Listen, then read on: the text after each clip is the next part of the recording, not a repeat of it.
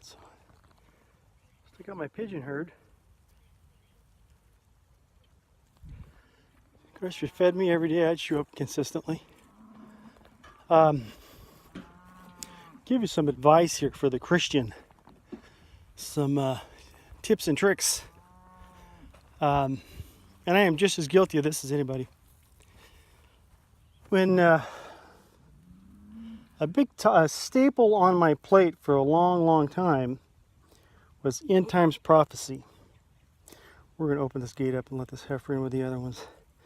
I'm multitasking, which means I'm half-assing a task, and it's taking me twice as long to do it. Come on. Anyhow, I was into end times prophecy and all that stuff, and a lot of Christians are.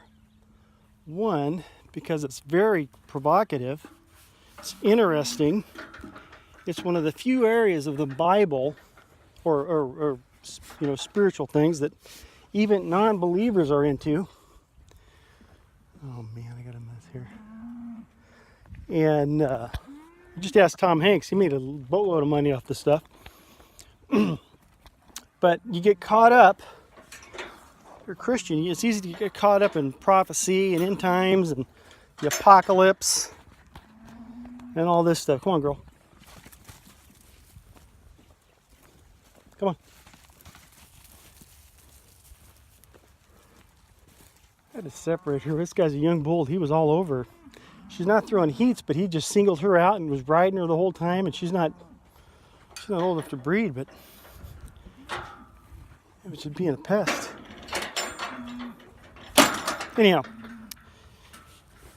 if you're a Christian, you get caught up in this Bible prophecy stuff, end times, Book of Revelation, which there's nothing wrong. You should know the Book of Revelation. Doesn't mean you have to understand it, but you should know it. Starts out talking to the churches, then you get into the trumpets and all this kind of thing. I think it's the only book that offers says if you know it, you receive a blessing for it. I could be wrong, but I'm pretty sure that's Revelation. Anyhow, you get caught up in end times, prophecy, and all this stuff. There's some really well-produced videos and channels on YouTube that talk about this stuff all the time. Who's the Antichrist this week?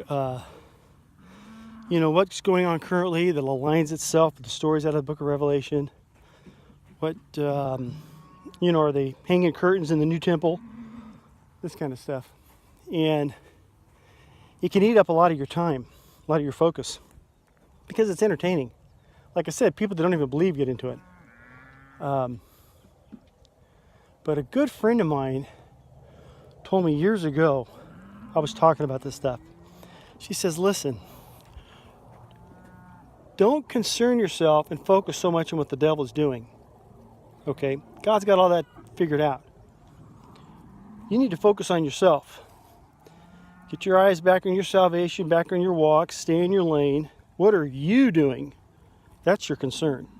Because you can't, these things that are outside your body, way out there, there goes the pigeons, you can't change that. You can't change what might be going on in the Holy Land or, this, that, and the other thing. People are always trying to pick the date. You could pick the date and not have your salvation. I'd rather be working towards that and be totally surprised than to be caught without it. But my advice is don't focus on what the devil is doing. Focus on what you're doing. That's your responsibility. Everything outside of you, all that other stuff, God's got that. He's got that handled. You just keep an eye on you got your hands on your steering wheel, you keep an eye on your lane, where you're going. Don't get caught up in these, like I said, there's some great videos out there, very interesting. The Nephilim and giants coming back, all this kind of stuff, and Stephen Quayle, all these kinds. I used to watch that stuff. Complete waste of time. Focus on you. Love you, God bless.